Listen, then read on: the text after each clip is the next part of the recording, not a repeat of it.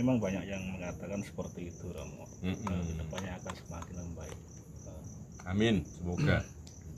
Banyak sesepuh yang mengatakan bahwa ini terkait dengan Pilpres 2024, Romo.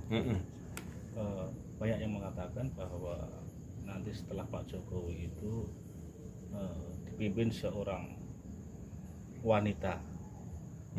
Dari Romo Edi sendiri bagaimana itu? Kalau saya laki dan perempuannya tidak jelas gambarannya nggih. Tapi dari unsur ratu lan patie, jadi artinya ratu lan patih itu kalau diterjemahkan presiden dan wakilnya gitu ya. Iku sik Jawa. Masih dari trah Jawa. Masih trah Jawa. Jadi ini masih akan dipimpin oleh Ratu Jawa.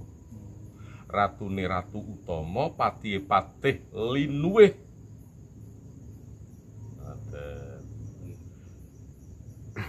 Niku Rama, kenapa Presiden Indonesia selalu yang terpilih itu orang Jawa?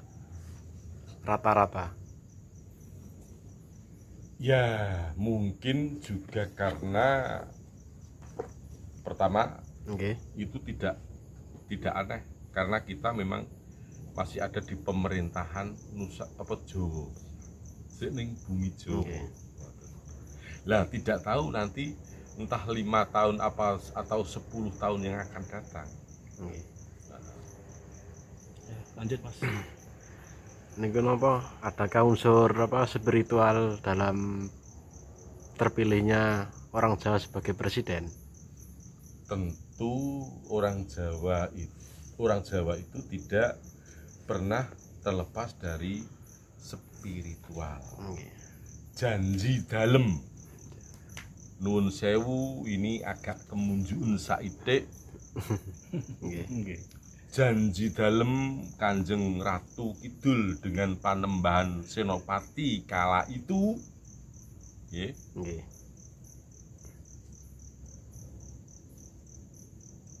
ingsun bakal ngemong trah turun Panembahan Senopati nganti bumi Jawa. Lah, dari sini itu mungkin kalau ditarik garis benang merahnya yang ada kaitannya dengan orang Jawa ya dari situ. Nah, terus itu Romo, kok kenapa selalu dikaitkan sama Ratu Kidul terus tiap presiden itu? Rat itu artinya jagat. Jagat. Tu itu tunggal. Terus kidul kuwi papaning samudra sing jembar. Dadi kena apa kok kudu saben presiden utawa ratu kok digaethno karo Ratu Kidul. Nek dadi ratu kuwi duwe ati sing jembare kaya samudra. Niku ya maknae. Dadi samudra kuwi ana sangkrah ditampa, ana batang ditampa, ana iwak apik ya ditampa, ana iwak ala ya ditampa. Kuwi sing diarani adil para marta. Keadilan sosial bagi seluruh rakyat Indonesia. Tapi niku napa? Adilnya ya belum tercapai sampai saat ini Romo. Ya, kalau manusia itu selamanya tidak akan pernah merasakan atau bisa mendapatkan keadilan. Karena adil yang hak itu adalah adilnya Allah Subhanahu wa Ta'ala.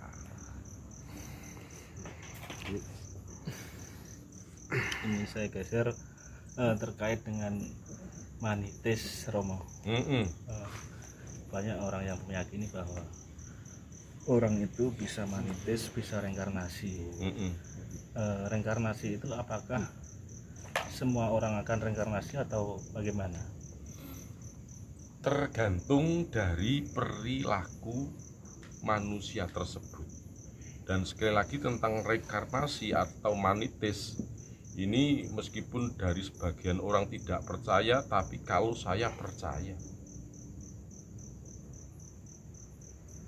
karena saya merasakan. Jadi contoh seperti ini,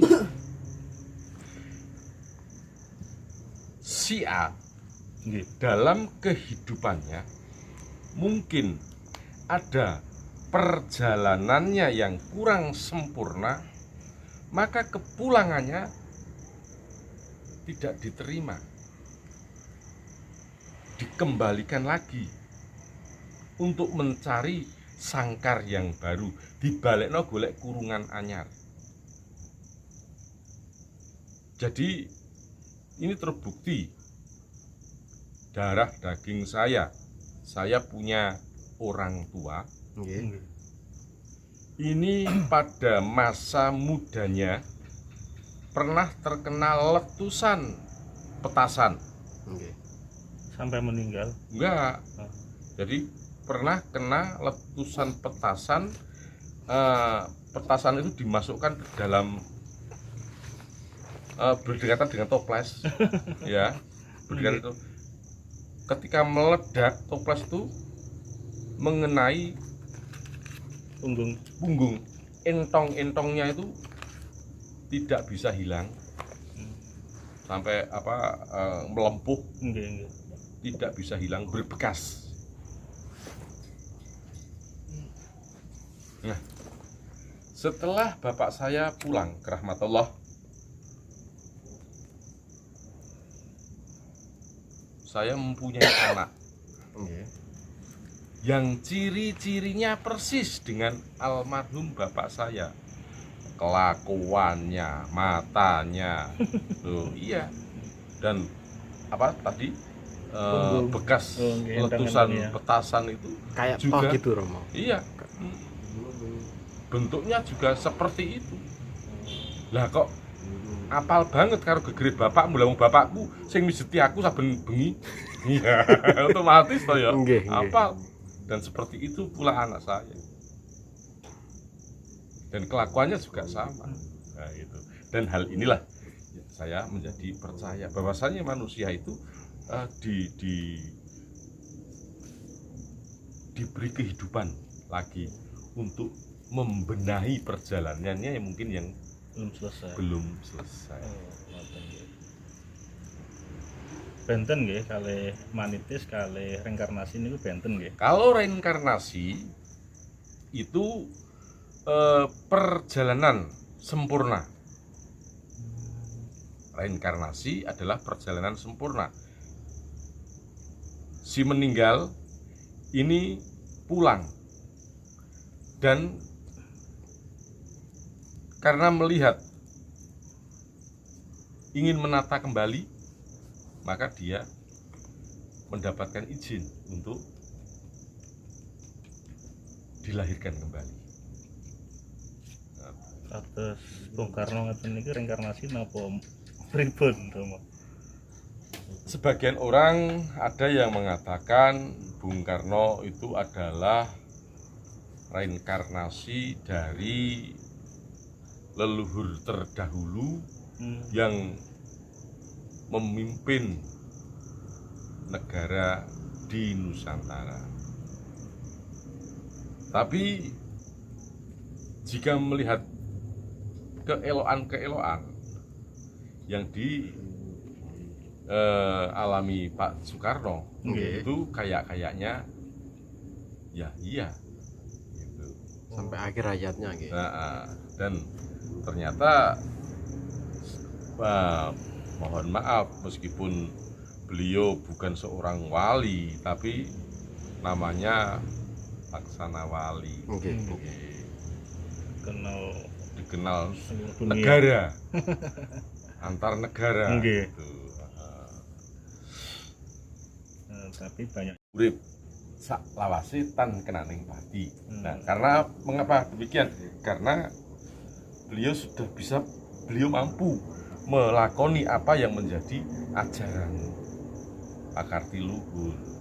Jadi orang yang mampu melakoni itu maka dia tidak akan mati selamanya, tidak akan mati dan akan selalu hidup.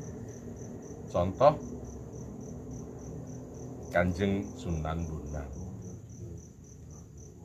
Kanjeng Sunan Kalijogo, Nggih. Kanjeng Sunan Gresik, Kanjeng Sunan Muria tidak pernah meninggal, hidup terus.